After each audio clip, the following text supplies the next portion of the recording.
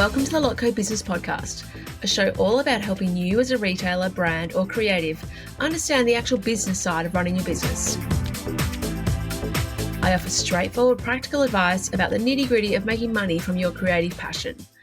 We will be covering bite-sized business and marketing lessons, as well as interviews with experts and trailblazers in the fashion, homewares, and design industries.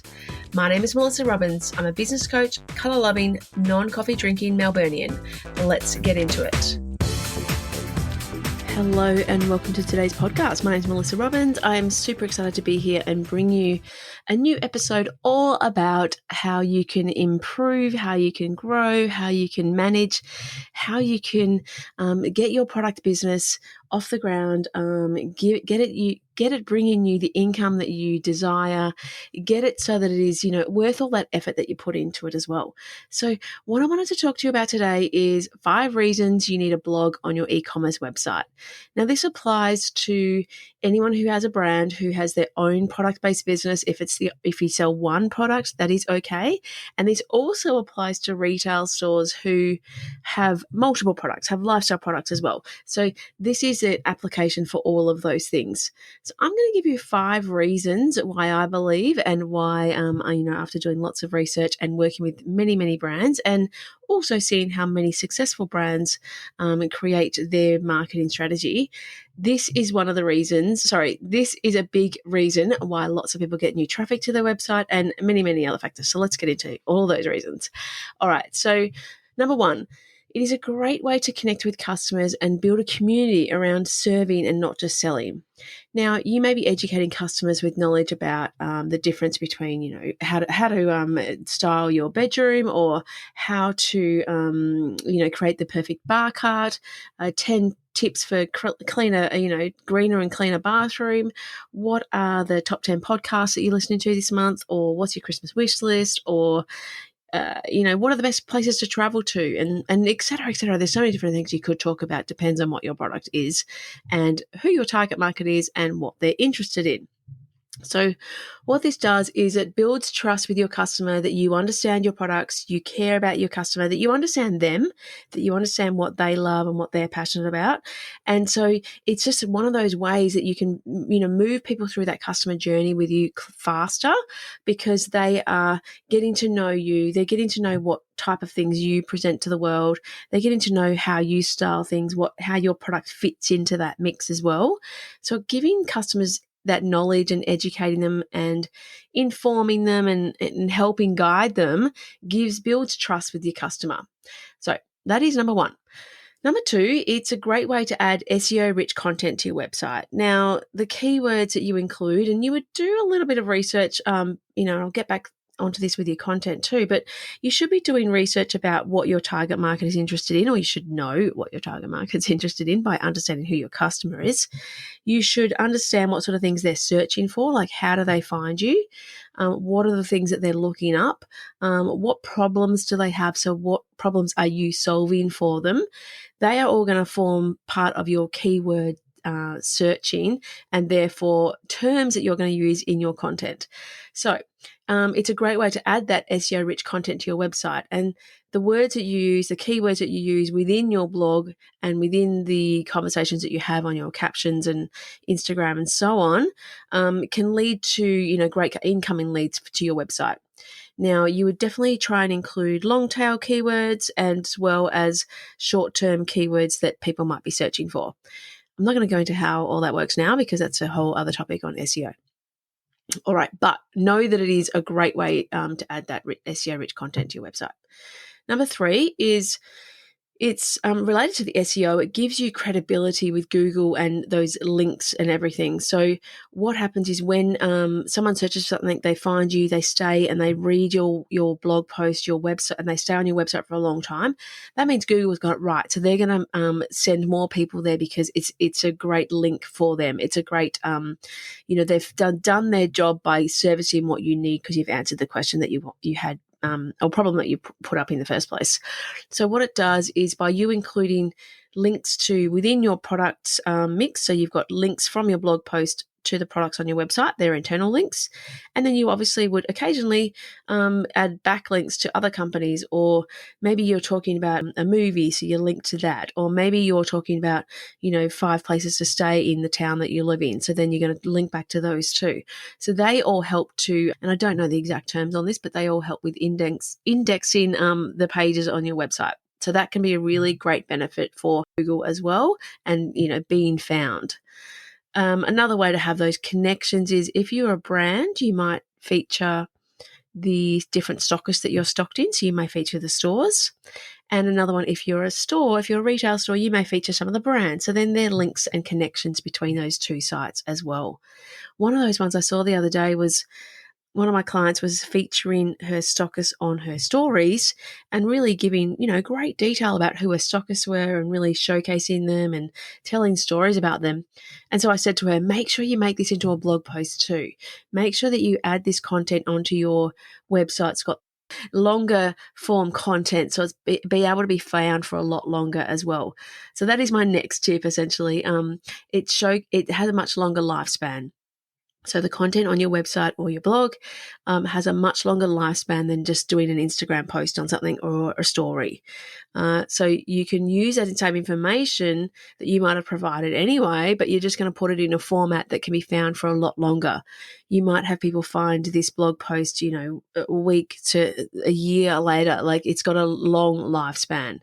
So really, it showcases your breadth of knowledge and the content that you have all in that one place, and it builds trust, and it helps your customers move through those purchasing decisions because they've found out the information.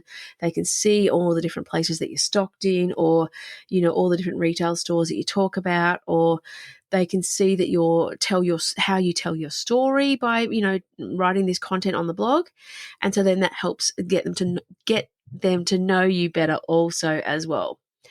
Now, I know what's going to come up here is people are going to say, so it's just another big thing that I've got to do, another bit of content that I've got to create, and it's just exhausting, and I'm not a good writer, and these are all things people have said to me, so that's why I'm saying them here. So how long does it have to be, and really, do I need to do another thing? And I'm thinking of a particular few people here who they probably know who they are. But my 5th point is that it's a great starting point for your content creation. So when you're doing your marketing strategy, when you're mapping out what you're going to be doing over a year or 6 months, the way that you may do your marketing plan, and if you're not doing a plan, let me know, because that's something that I help clients work through quite intensely as well. So with the starting point of your content, one of the things that you should be looking at is making sure you have blog posts come up. So they should be the first piece of content that you create, the first large piece of content you create. And then from that can come your other content for the week or month or whatever it might be. So from that one blog post, you would then create an EDM, so an email out to your customers to let them know about it. And you're only going to put a snippet of the story in your email, but then they're going to read more and go to your blog and go to your website. That EDM, that can then also become Pinterest pins. So if you've got a blog post, you would have 5 to 10 pins from that blog post that go onto Pinterest, then again lead people back to your website. That could then become an Instagram post, a feed post, and it may have a carousel because there may be a few images that you use already on your blog post. And then also it could become a reel, or it could become a story, and maybe you're on TikTok and it could become something like that as well. So that one bit of content or topic can be the content that you create for that week in the rest of your content as well. So it doesn't have to be this extra piece of information that you have to do or extra job that you have to do. It can form the starting point, and then all your other content around that topic can come off that as well. So it's not about just doing lots of different things, but how can you be smarter and use your content more wisely so that it lasts you longer and isn't so short form like just one Instagram post or one story. Hello, lovely. If you're looking for a way to grow your product business without relying on Facebook ads or posting daily on social media, then I invite you to register for my free masterclass.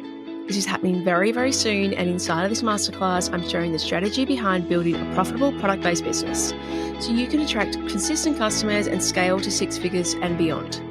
I also emphasize how to create a sustainable long-term business, which is such an important factor for me. I'm so excited to be teaching this masterclass soon, so make sure you go and register for your free spot by heading to the link in the show notes below. So let's just reiterate what they are. Number one, it's a great way to connect with your customers and build community around you servicing and helping them and guiding and, being informative about what's going on with your brand and your retail store. Being helpful, essentially. So things like you might do styling tips, or you might do, feature customers. So InBed do a great job, and Keep & Co have started doing this as well. I've seen recently where they feature their people who love their products. They feature them in their homes, so they get photos of them in their homes. Now, that's not everyone to start with, but that is something that you might look to do in the future. Or if you've got lots of great customers who already have your product and they showcase it well, showcase them, feature them, tell stories about them and why they love your product as well. All right, so that's number one. It's a great way to connect with your customers and inform them. Number two, it's a great way to add SEO-rich content to your website. So use strong, do keyword research and figure out what short form and long tail keywords that you should be having on your website. Number four, related to SEO, it really helps you rank and it gives you trust with Google and other things as well, because you've got good backlinks, you've got good internal links to your products as well. Number four, it showcases your breadth of knowledge and showcases, and it's got that long form. It's really long form content. So it's really a great way for customers to build trust with you and move them through that purchasing decision faster and the journey faster. Number five is that it can be a great starting point for your content, therefore can lead to all your other content for that week or that time period, so that it's not just another thing you have to do, but it's a really smart way to get started on your content topic that week as well. So I hope that really helps. Use the blog for showcasing other things that are happening in your business. I talked to a client about they were featured in a magazine or on a story. Feature that as well. Don't necessarily repeat the story, but feature that on your blog to showcase where you've been featured in the press, or who's done a story about you. Like, extend on it and how you felt about it. Tell stories about it at the same time. So again, it's got that longer form use as well. So the return on the investment and investment in the time that you do isn't easy to measure.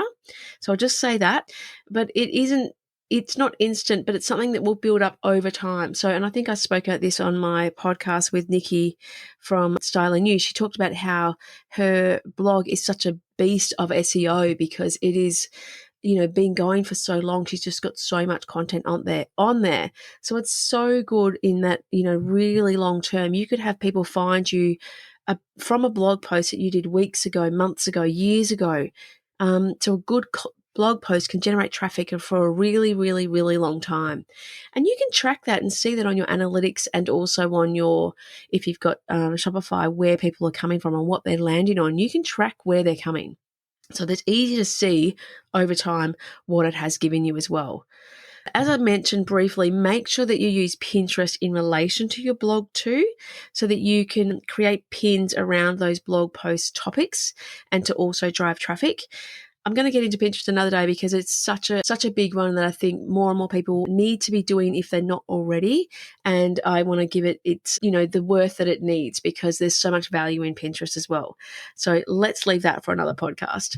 So I hope this has helped. I hope that you think, I know that I need to do it, Mel, and I'm going to get that started for 2023.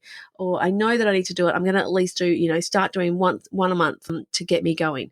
I think everyone with their brand or with their retail store could say, I can easily do 12 topics for next year. So put that on your list of things that you should be starting in the new season or new time, whenever you're listening to this. And I hope that you can see that it's going to have that benefit. It's going to have long-term benefit. And it's going to be one of the ways that I use in my 15 ways to get more traffic to your website. That's one of the tips that I put in there.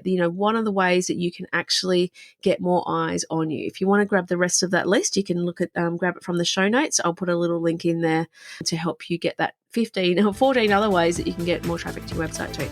So I look forward to sharing more in the coming weeks, and I'll speak to you soon. Thank you.